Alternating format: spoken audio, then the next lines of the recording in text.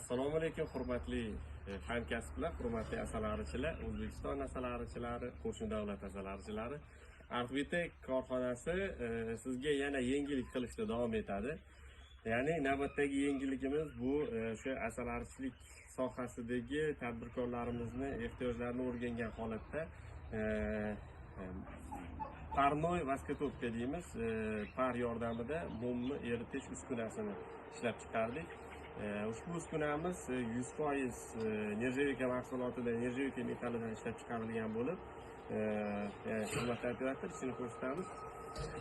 Demak, qopqoq qismi va ikki bo'lmadan iborat. Birinchi bo'lma bu atrofda suv bo'lmasi deydi. Bu suv bo'lmasida demak, suv qaynab parlangandan keyin par holatida buni ichki, ya'ni mum bo'lmasiga, mana bu bo'lmani mum bo'lmasi deydi. Mana bu bunaqa demak, setkalari bu ichiga mum solinadi hamda mana shu отверстияларdan demak chiqqan par bu joydagi mumni eritib mana bu trubka orqali sizga toza eritilgan mum mahsulotini chiqarib beradi.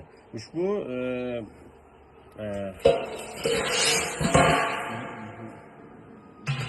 demak, tajribali asalarichilarni o'zi umuman demak fikri shunaqaki, har bir asalarichilik xo'jaligida shunga o'xshash uskunalar mavjud bo'lishi shart. Sababi deganimizda biza demak o'sha suchlarni, romlarni muntazam ravishda yangilab turish ehtiyoji mavjud. Ko'pgina asalarichilarimiz shunga e'tibor bermaydi yoki eritish demak protsessi uchun uskunalar mavjud bo'lmaganligi sababli demak suchlarini uzoq muddat ishlatishadi. Uzoq muddat ishlagan suchlar o'zida har xil kasalliklarni rivojlanishi uchun muhit yaratib beradi. Ya'ni ushbu uskuna sizga o'sha arzoringizdagi suchlarni doimiy yangilab turish imkoniyatini to'liq beradi degan umiddamiz.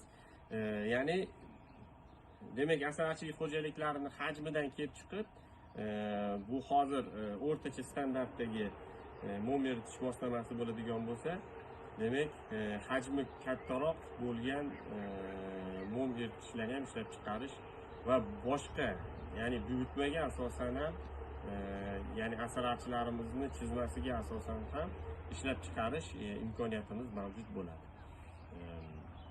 E'tiboringiz uchun rahmat. Mahsulotlarimiz sizlarni qiziqtiradigan yoki ehtiyoj bo'lsa, quyida ko'rsatilgan raqamlarga murojaat qilib xarid qilishingiz mumkin.